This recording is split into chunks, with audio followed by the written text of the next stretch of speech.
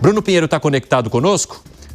Vamos então conversar com ele, porque a Câmara dos Deputados deve votar hoje o projeto que suspende o decreto que aumenta o IOF. Bruno, bem-vindo, meu amigo. Tudo bem por aí? Conta o quanto isso está aquecendo esse dia na Câmara dos Deputados.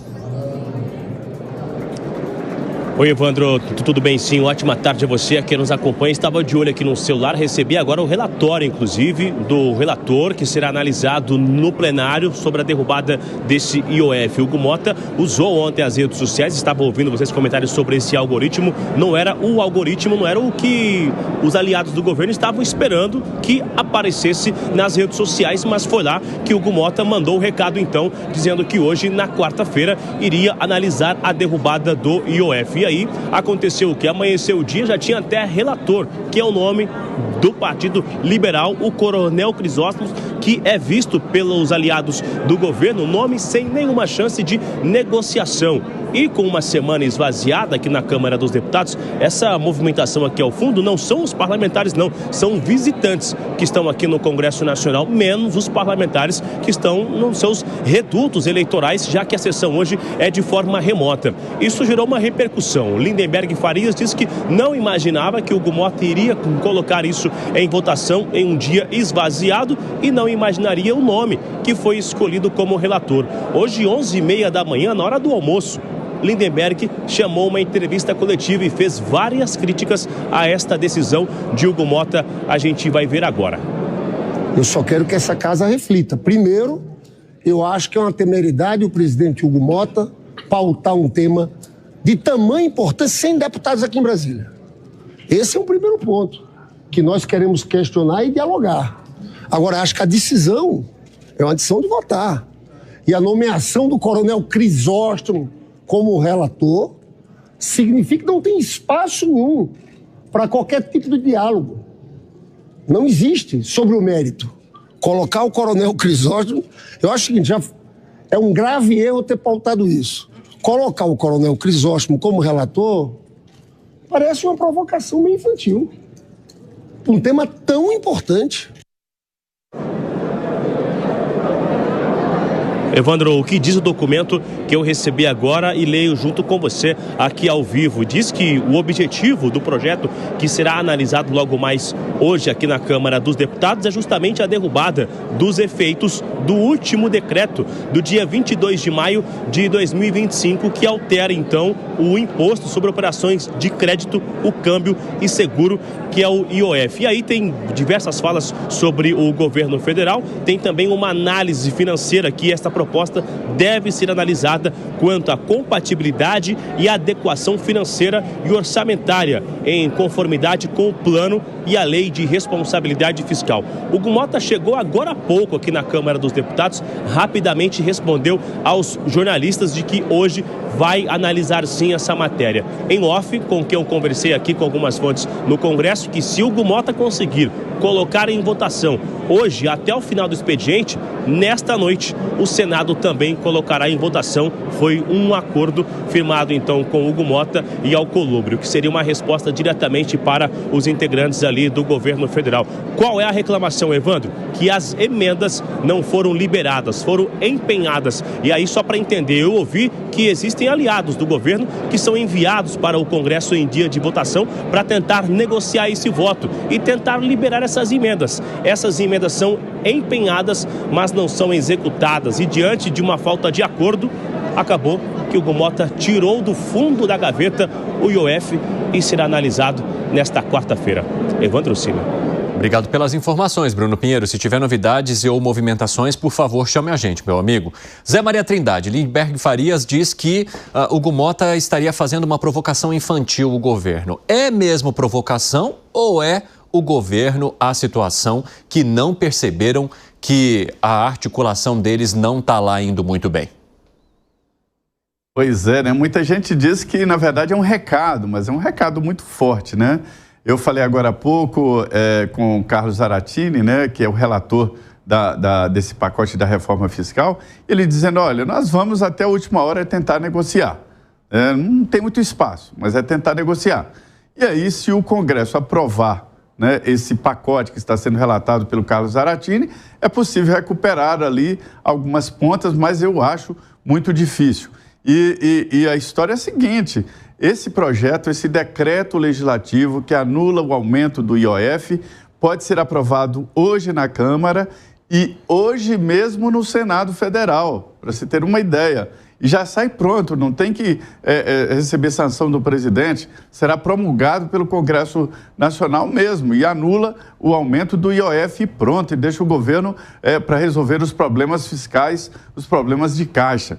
Então, é um recado, ou não diria que é uma provocação, trata-se do presidente da Câmara dos Deputados.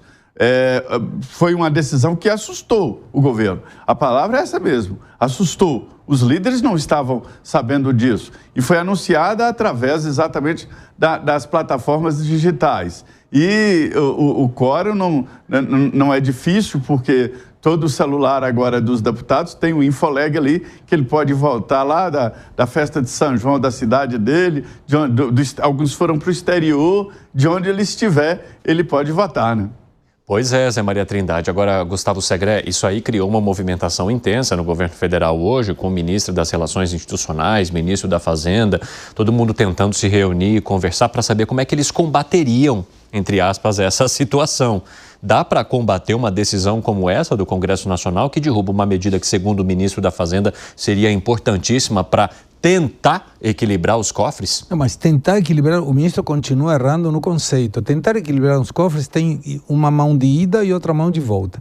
Essa mão de ida tem a ver com dizendo, ok, precisamos equilibrar, vou aumentar a carga tributária. A mão de volta é, vou tentar também diminuir o gasto público. E aí você vê que o sacrifício está sendo feito por todo mundo. O governo está colocando na marra um aumento da carga tributária sem nenhum interesse, sem nenhum conceito de diminuir o gasto. E essa forma de equilibrar a carga, o equilíbrio fiscal, está dando muito problema. O Mota está conseguindo fazer uma proeza gigantesca, ele ficar mal com os dois lados. Porque com o negócio da anistia que ele prometeu, não cumpriu com o PL e a turma da direita. Agora com o IOF, pautou num negócio que não tem ninguém, e que, segundo eu vi vários deputados hoje de manhã, eles podem votar, como muito bem mencionava o Zé Maria. Então, não vejo problema. E se a gente levar em consideração a maneira como foi votada a urgência, já dá para entender que a aprovação seria da mesma maneira, porque foi uma votação arrebatadora. Nossa. Mais de 300 a 90 contrários. Foi a primeira vez que o governo consegue menos de 100 votos em qualquer questão que propõe. Ou seja, a paulada vai vir feia. E está certo, não pode ser pautado coisa somente quando o governo vai a ter aprovação. E é negociar, não é mandar pelas redes sociais reclamando de todo mundo. Não, senta aí e negocia. Se o governo negociar dizendo, ok, eu preciso disso, mas eu me comprometo a diminuir o gasto, certamente isso poderia ser negociado. O governo está colocando na marra aumento da carga tributária para ele continuar gastando muito e gastando mal. Ô Alan Gani, o ministro da Fazenda disse que essa proposta ela faria justiça tributária. Tem justiça tributária no aumento do IOF? Não, claro que não, né? Porque de alguma maneira você está penalizando a população. Por quê? Porque vai encarecer o crédito à medida que há um imposto maior nas transações financeiras e evidentemente que as instituições financeiras repassam isso para o crédito nas empresas. Se o crédito para a empresa se torna mais caro, de alguma maneira ela também vai reagir ou diminuir a sua atividade econômica ou aumenta preço, além do que também encarece as importações. E vamos lembrar que muitas indústrias aqui no Brasil, Evandro, elas compram máquinas lá de fora para expandir a sua produção aqui. Encareceu a importação pelo IOF. Então não tem justiça tributária. Justiça tributária seria começar a cortar gastos, porque daí a gente começaria posteriormente a falar de corte de tributos para a população brasileira. Piperno, já a ministra das Relações Institucionais diz que a derrubada do projeto do IOF poderia prejudicar o pagamento de emendas parlamentares. É uma contra-ameaça? Claro que sim, claro que sim. Os dois estão pagando para ver, porque é o seguinte... Foi desonesta a forma como o presidente da Câmara agiu, na calada da noite, né? Enfim, comunicando a sociedade, principalmente o Congresso, via Twitter no finalzão da noite, de algo que ele tem toda a prerrogativa de marcar data, de agendar, de colocar ou não na pauta, mas por que não fazer isso numa sessão regular? Então é claro que ele quis dar um recado, sim. A Gleisi, por sua vez, rebate na mesma moeda. E se trata disso. Quer dizer, mas o governo não pode perder essas oportunidades também de se comunicar melhor com a sociedade e dizer o que está de fato ocorrendo. Quer dizer, essa forma, eu diria que até um pouco atabalhoada que utiliza o presidente da Câmara, é um mecanismo de pressão para pagamentos de emendas. Agora, tem uma coisa, né? Eles falam em justiça social e tal. Eu também concordo que aumentar simplesmente o IOF não é uma boa medida, mas a Câmara dos Deputados, principalmente, ela não tem o direito de falar em fazer justiça social ou não na mesma semana, ou praticamente no mesmo período em que ela aprovou, esses dias aí, né? Derrubou um veto do presidente da República que vai implicar em aumento nas contas de luz para poder beneficiar empresas eleitas, empresas do setor, inclusive o rei do gás, lá, o empresário Carlos. É o projeto de energia offshore, né? Exatamente. Ou seja, é um assunto aparentemente denso e tal, que a sociedade não discute corretamente e o Congresso joga no meio lá de um pacote, no meio de um monte de coisa, então acaba passando sem a devida discussão, mas o governo teria o dever, e ele não faz isso porque ele se comunica mal, de contar para a sociedade o seguinte: sua conta vai ficar mais cara porque eles derrubaram o veto do presidente por isso. O governo não fez isso. Né? O governo, pelo menos nesse tema, ele tomava o caminho correto, mas ele não consegue se explicar nem em relação a isso. E quem pisou na bola, quem está trazendo ônus para a sociedade é a Câmara dos Deputados. Mas não é de agora que a gente percebe uma dificuldade séria nesse governo em trazer um contraponto, em rebater críticas ou até apontar os erros de seus opositores ou daqueles que, de alguma forma, derrubam medidas que seriam importantes. Há dificuldade enorme para comunicar ou falar com a sociedade sobre temas relevantes. Você concorda nesse sentido? Não, concordo.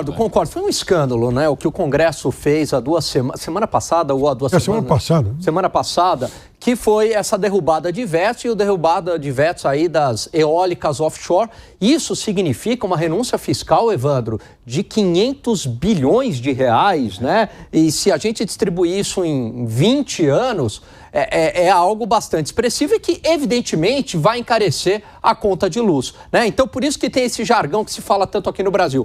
A energia é abundante no Brasil, mas a conta é cara. A gente tem a publicação que foi feita pela ministra Gleisi Hoffmann. Vamos colocar na tela para ler aqui para os nossos telespectadores e ouvintes. O novo decreto do IOF traz ajustes necessários para a execução do orçamento de acordo com o arcabouço fiscal. Quando falam em aumento de imposto, é preciso lembrar que o IOF para cartões internacionais era de 6,38 em 2022 e está sendo fixado em 3,5 pelo decreto, depois de 2 quedas consecutivas na alíquota. No diálogo com o Congresso, o governo retirou ajustes que incidiriam sobre outras operações.